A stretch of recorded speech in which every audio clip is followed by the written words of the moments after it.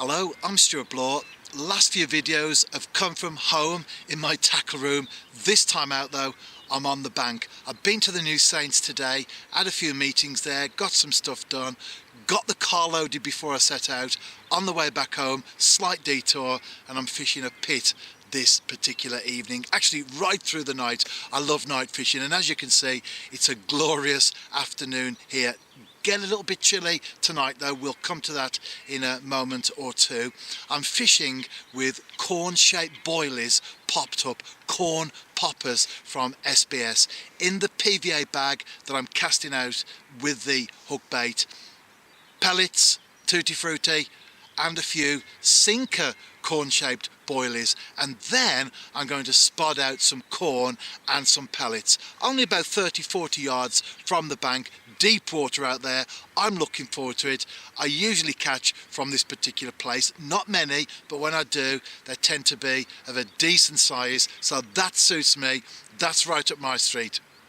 If you're doing this sort of fishing, an overnighter, then you need a shelter.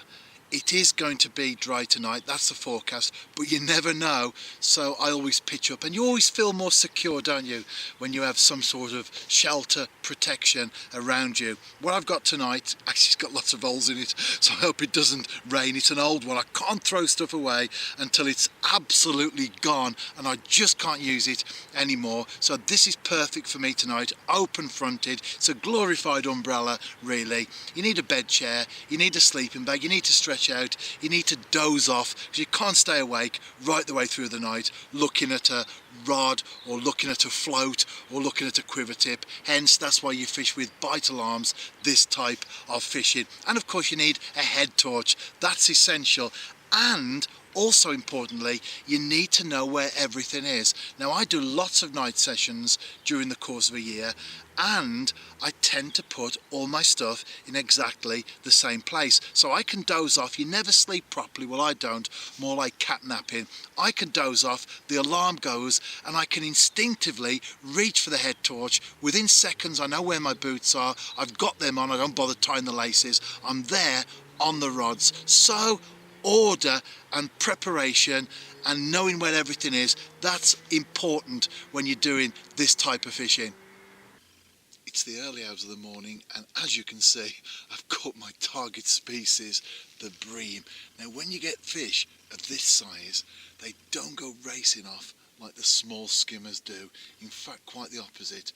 And I had a number of plucks, just slight movements on the hanger. Well, experience tells me that I've got one of these fellas on the end. I lifted into it, played it, can't say it fought at all. It came in like a carrier bag full of water. But you know what? For carp anglers, this would be a nightmare. Early hours of the morning, one of these on the end of your rod. Well, for me, I'm a happy camper indeed.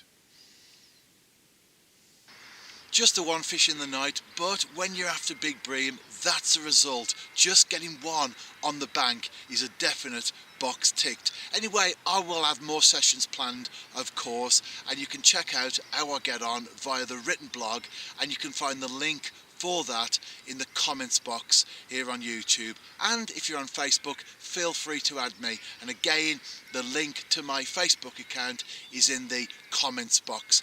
Out and about yourself, as always, may your lines be very tight, and I'll see you next Saturday.